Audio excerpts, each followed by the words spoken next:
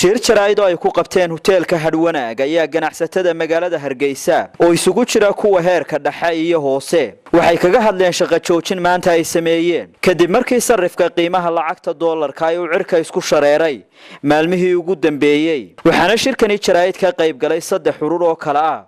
ururka daruuri oo ah ganacsatada bakhaarleyda ururka iidaan oo ay leeyihiin ganacsatada khudaartu iyo urur ay leeyihiin ganacsatada bacdiyaalka waxaana shirkaasi jaraa'id ka hadlay gudoomiyaha ururka daruuri Maxamed Cabdi Afyare Cabdi Fataax Ahmed gudoomiyaha ururka iidaan Xuseen Shabeel gudoomiyaha ururka wadatada iyo xogayaha guud ee ururka daruuri Barkhad Xaaji Cismaan iyo xubno kaleba waxaana xukuumadda Soomaaliland ay ugu baaqeen inay wax ka qabato sarifka dollarka ee cirka isku shareeray iyagoo baaqna u jeediyay madaxweynaha Soomaaliland wax badan baa la ogyahay wax badan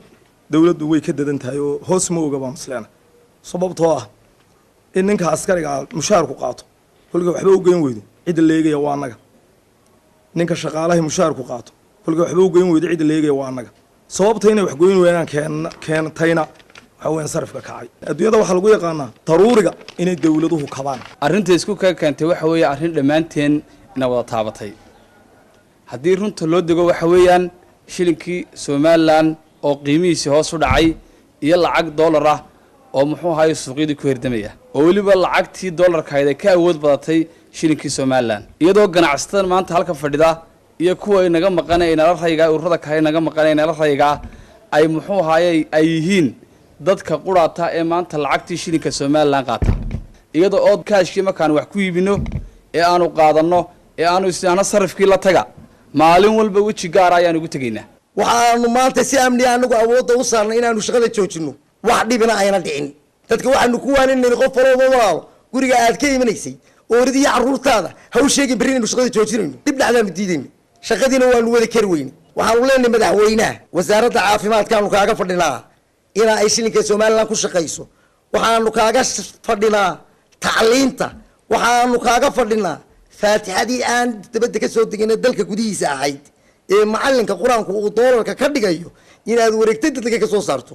kirada guryahaanu kaaga fadhinaa leyrkaanu kaaga fadhinaa oo isaguna dollar oo deesayd ban ugu ah tan labaad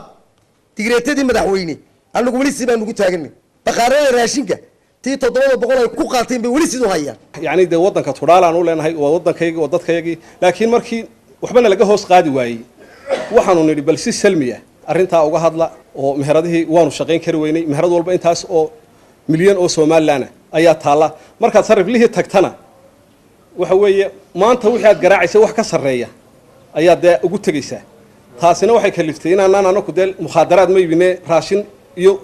wax qoyan baanu ibinaa inaanu lacagtii hayno isna bal in rajo soo baxdo saaka ayaa magaalada Hargeysa waxa inta badan albaabada loo laabay ganacsiyada ku yaala suuqa weyn ee Waaheen waxayna jiray mudaharaad ay sameeyeen dadka ganacsatada